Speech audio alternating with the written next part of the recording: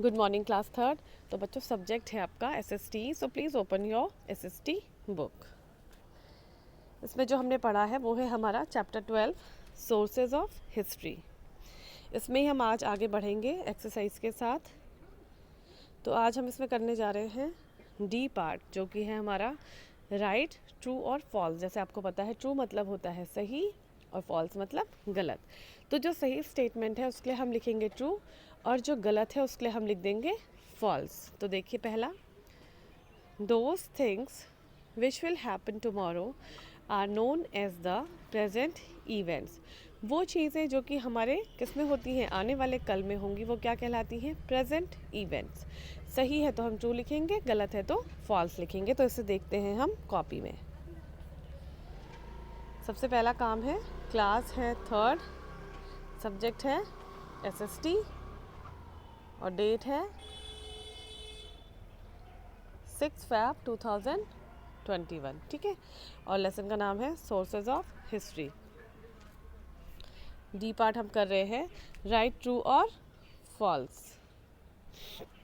तो फर्स्ट है इसमें, those things which will happen tomorrow are known as the present events.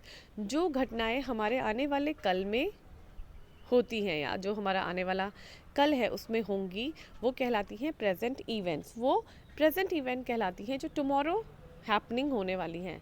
Happening मतलब जो होने वाली हैं वो कहलाती हैं प्रेजेंट इवेंट्स। तो ये सही है कि गलत है? ये बिल्कुल गलत है, क्योंकि जो घटनाएं आने वाले विच विल हैपन टुमारो, जो कल होंगी, वो क्या कहलाती हैं, फ्यूचर इवेंट्स। आना है, जिसने होना है वो फ्यूचर है, ठीक है। ये गलत है। Second, when different events are placed in the correct order, it is known as a timeline. Sorry, ये true है।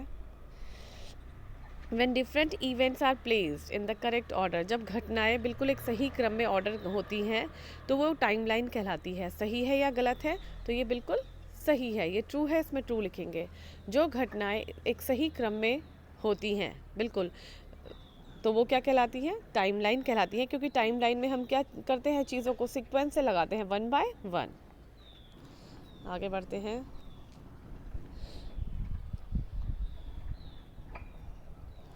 Timelines are an important tool for people.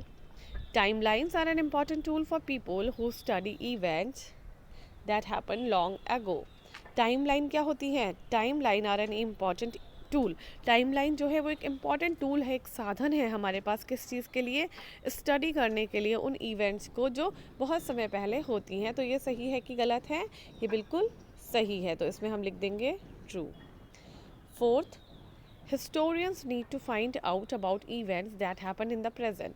जो हिस्टोरियंस हमने पढ़ा था बुक में, तो हिस्टोरियंस क्या होते हैं? हिस्टोरियंस को need to find out about events.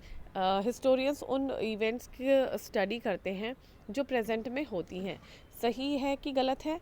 ये बिल्कुल गलत है। जो हिस्टोरियंस होते हैं वो उन घटनाओं की स्टडी करते हैं जो बहुत पहले होती हैं, लॉन्ग लॉन्ग एगो जो घटनाएं होती हैं उनकी स्टडी करने के लिए ही historians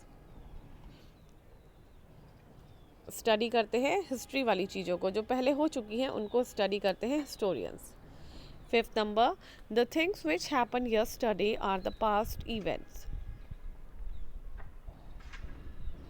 the things which happen yesterday, जो घटनाएं हमारे बीते हुए कल में हुई हैं, गुजरे हुए कल में हुई हैं, तो वो घटनाएं क्या कहलाती हैं? Past events. तो बिल्कुल सही है, ये इसमें हम ट्रू लिखेंगे।